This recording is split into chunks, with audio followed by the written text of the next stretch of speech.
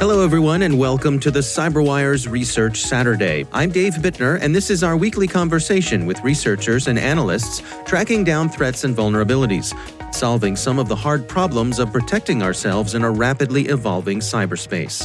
Thanks for joining us. And now, a word from our sponsor, ExtraHop, securing modern business with cloud-native network detection and response. The massive shift to remote work has turned the reality of work on its head. With cloud and multi-cloud adoption, comprehensive visibility is more important than ever. But in order to protect your business, you need more than unified visibility. You need intelligence response workflows so teams can collaborate easily and act quickly. ExtraHop helps organizations like Wizards of the Coast detect threats up to 95% faster. As John Kreese, senior IT engineer, puts it, quote, ExtraHop is helping us accelerate cloud adoption by ensuring our workloads are secure. See how it works in the full product demo, free and no forms required, at extrahop.com/cyber. That's extrahop.com/cyber. And we thank ExtraHop for sponsoring our show. Thanks to our sponsor, Reservoir Labs. Reservoir knows that cybersecurity teams need full network visibility to discover new threats, tactics, and behaviors. This is true today more than ever. Reservoir Labs provides solutions based on rock-solid enterprise-class network sensing and spectral hypergraph analytics, using advanced algorithms and mathematics to deliver for your team and your network. Contact Reservoir to learn how you can gain comprehensive threat visibility in minutes. Learn more at reservoir.com/cyberwire. That's reservoir.com/cyberwire. And we thank Reservoir Labs for sponsoring Research Saturday.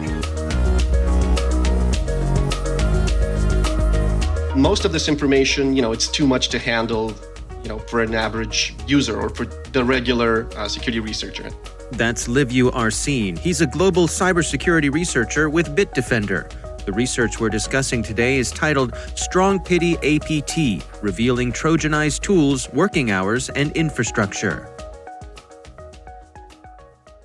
And that's why we have some sort of automated systems that flag potentially interesting samples, potentially interesting malware. And that's when, somebody goes in and manually digs through the sample to see if it's something interesting and worthwhile. Well, let's go through it together. So this APT group, StrongPity, they come to your attention. Take us through what you discovered. Right. So basically, we found a campaign, apparently, that they seem to have been operating since last year. I think it all started with October 1st, 2019. At least that's our best guess. But it seems to have been targeting the Kurdish community. So basically, it seems to have been targeting victims either at the border with Syria or in Turkey's capital city. So whoever was behind this in terms of, we assume that this APT group might have potentially been state-sponsored with some sort of political motivation because the timestamps on the samples that we found seem to coincide with the same date when the Operation Peace Spring began. So basically, that was the day when Turkish military offensive began into northern Syria. That is kind of like the only, if you will, circumstantial evidence that we have right now to tie the campaign with this military operation. I see. Well, take us through exactly what was going on here. What were they up to? So judging by the way they set up the infrastructure and by the way they compromised victims, it seems that they were selectively targeting victims, yeah. So they basically used an attack technique that we called watering hole. It's basically the type of tactic that involves your victim coming to you instead of you going after your victim. So, if traditionally attackers would try to exploit a vulnerability in your browser, get you to download something from a tampered website, or a website that they control, or click on an attachment or stuff like that. Now it seems that they decided to tamper with some localized software aggregates and sharers, basically just waiting for their victims to come to them and do some actions on a website that they frequently visit. That's how you know that it's a targeted attack, because they apparently seem to have had a very good understanding of their victim's profile and the types of websites that they visit so that they would know to compromise in advance and simply just wait it out, just wait for the victims to come to them.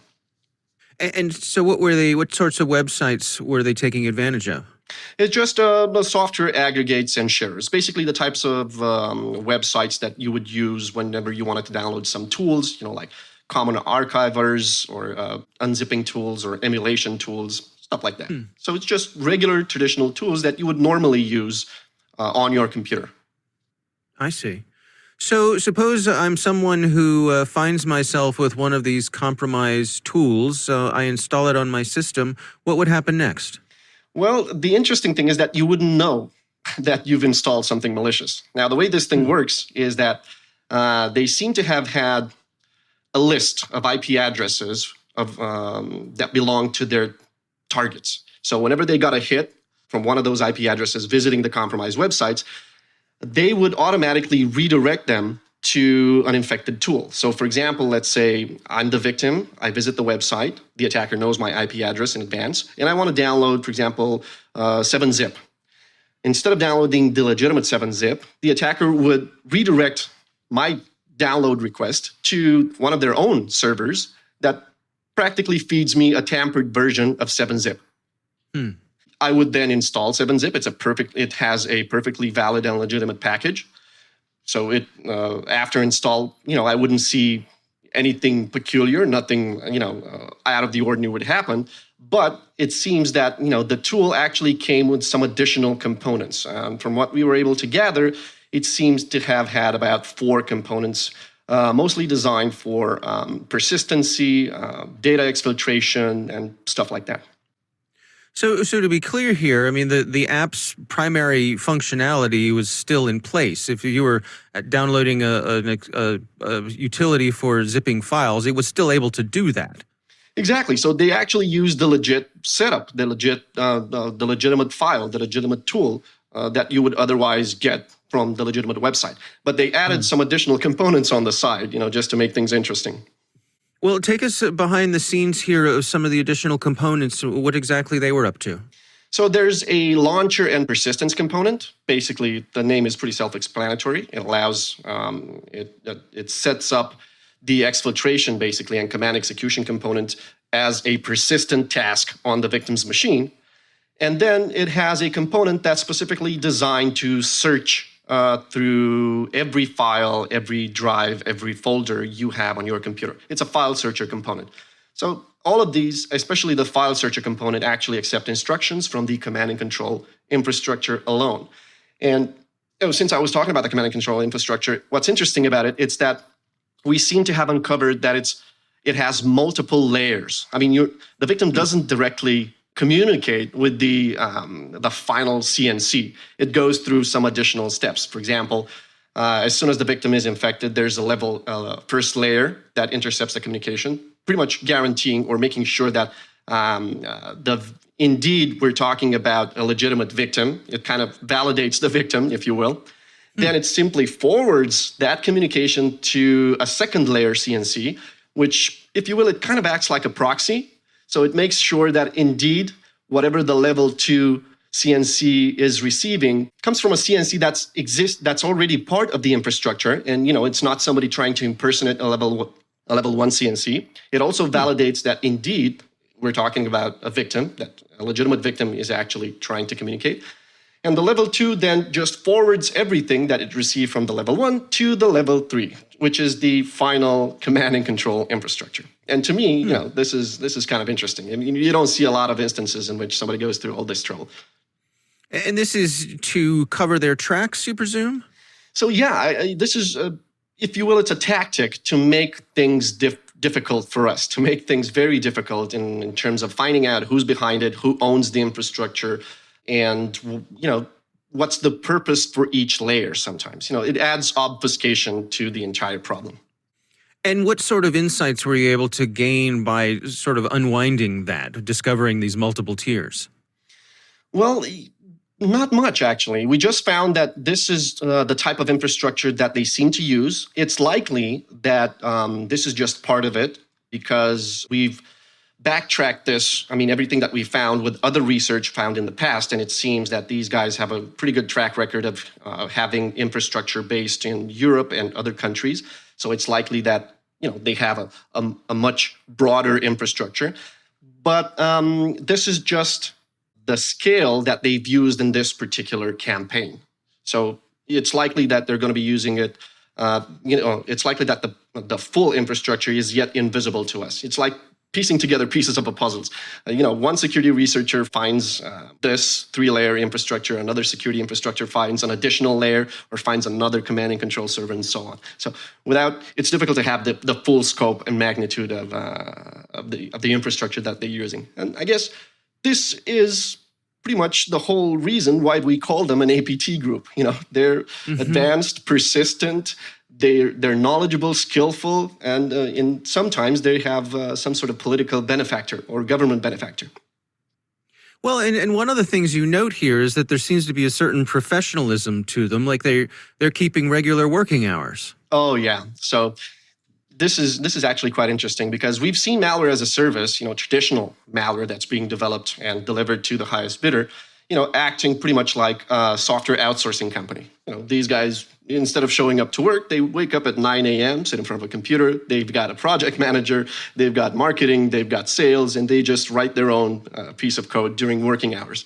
APT groups take this to a whole new level. If you're talking about a group that's potentially state-sponsored and has some sort of political motivation, it's literally just like a software outsourcing company. These guys wake up at 9 a.m., they clock in, and they clock out at 6 p.m. And they pretty much act like security experts, if you will, except they're sitting on the wrong side of the fence. because make no mistake, they are very good at what they do. They have a very good understanding of how security solutions work, of how operating system work. The internals of operating system work. And in some cases, they are even more skilled than traditional security folk. Now, in terms of detecting what they were up to, once they're within an environment, how noisy are they? How stealthy are they? How likely are they to be discovered? Right. So that's the interesting thing. You probably won't know that they've breached your infrastructure or exfiltrated some information before it's probably too late, because what they do is, once they have that component that I said, start searching for files, they look for files with specific extensions. If they find some files that are interesting, they just simply download them on a network computer that sits within the same compromised infrastructure, or it sits on the victim's computer, basically a folder. So they gather all the information they need from various folders, partitions, or even network attached devices into a single folder on the victim's computer. Now, once they have all that, they simply create archives of it, they split them, and just send them to the command and control server. If you're a network administrator, you would see that your employee is probably uploading some zip files to a file share, or is uploading some files online. But it's nothing out of the ordinary to upload a zip file. And they're encrypted as well, which adds to the difficulty in analyzing what's being sent, I suppose. Exactly. Sometimes they're encrypted, sometimes they're password protected, making decompression difficult to find out what exactly goes on. And after they've successfully exfiltrated everything they needed to know, they delete the archives, the folder, and they even have a kill switch that they can use to simply remove the threat from the infected computer and just be gone with it. Just remove any forensic evidence that they might have left behind. Well, let's touch on persistence here. Do they have ways of staying on a machine if they want to? If they are discovered and the folks clean off their machine, for example, are they able to come back? It depends. Most of the persistence mechanisms that we've seen involve creating a new service and naming that service, something. A Windows service would be named, like print spooler or stuff like that. So if you don't know what you're looking for, if you're looking at that service and you don't know what it does and it has a common name, you're probably not going to realize that it's a malicious service. Of course, if you do a complete wipe, or if you kill that service, it will probably be spinned up again once the computer reboots. I see. Well, so what are your recommendations for folks to protect themselves against this? Oh, well, so I think you should probably, first and foremost, use a security solution. It's not often that I get to stress this strong enough.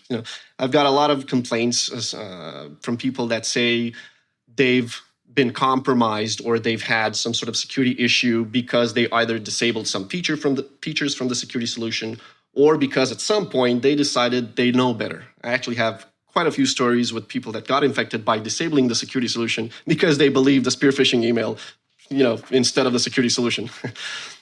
So start with that. Then it's probably best that you also, try to get your information and get your tools, get your software from the legitimate website. If you want to download applications, make sure you download them from the official website, not sources that you are not usually trusted, or they are trusted, but they could be compromised. So again, make sure that you're getting your information from the official website. And if you're a company and you want to make sure that even if something like this happens and an employee ends up being infected, I think it's also important to have the proper security stack deployed within your infrastructure. I mean, look, now, since everybody's working from home, I think, most companies think that their employees are usually the weakest link, basically because they're no longer within the company infrastructure and they're relying on their home network. If you will address that, you need to have some sort of technologies deployed on the endpoint, on the employee's endpoint, that do some sort of network analysis, some sort of policy enforcement in terms of what these employees can install, cannot install, and stuff like that. There are security technologies out there that will offer you even the opportunity to assess your employee's home network remotely. For example, this is something that I've recommended since the pandemic. If your employees start, dialing into your infrastructure from their home network, wouldn't it be interesting if you could just, take their IP addresses and just run a port scan on them, just to make sure that, maybe their router is exposing the router control interface online. Maybe they have some custom shares that they've, enabled without knowing on their routers, and they're publicly exposing files online. You do some sort of, if you will, pen testing, if you will, on your employees' home network, and let them know about it, because otherwise that's just, mean. Not very sporting of you, right? Exactly. So everybody needs to be aware that, we're living some interesting times, and everybody working from home, it's natural that some companies might feel that employees potentially can be more at risk than ever before, especially now that they work from home. Now, if until now they received, for example, a spear phishing email, they could simply just, ask your buddy to the left or to the right, hey, is this an email coming from John, the CFO? Oh, no, it's the CFO's on vacation. Well, now that they're home, they've got nobody to ask. And contacting your IT department is not really something that a lot of employees want to do. So it's important to let them know that the IT department is there to help them. Any questions they may have, doesn't matter how dumb they may be at first, they're there to answer them and to educate them. Yeah. Well, and I suppose with this StrongPity group, I mean, the way with how targeted they are with the people that they're trying to hit, I mean, this doesn't sound like a broad campaign that's just trying to vacuum up everybody on the internet. They know who they're after here. Exactly. So again, just because they had that, we actually saw a list. They had a list of IP addresses that they were specifically waiting for to connect to those compromised websites. So that means they did their homework in advance. So they did a lot of investigation, if you will, on who their victims are, what their IP addresses are, especially now potentially that they, some of them might have worked from home. So they knew exactly who they were targeting, and they knew their habits. They knew that they would visit those websites frequently. So, it was just a matter of waiting it out. Do you have any sense for how successful they were?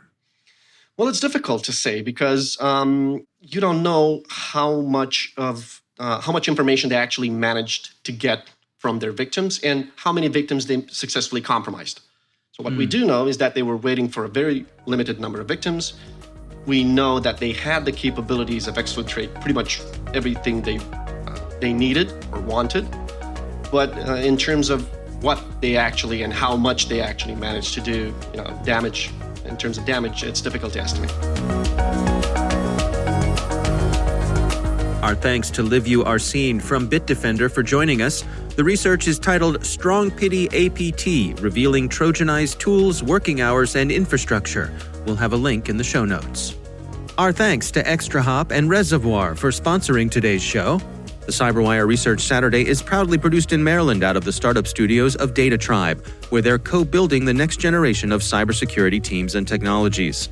Our amazing CyberWire team is Elliot Peltzman, Peru Prakash, Stefan Vaziri, Kelsey Bond, Tim Nodar, Joe Kerrigan, Carol Terrio, Ben Yellen, Nick Valecki, Gina Johnson, Bennett Moe, Chris Russell, John Petrick, Jennifer Iben, Rick Howard, Peter Kilpie, and I'm Dave Bittner. Thanks for listening.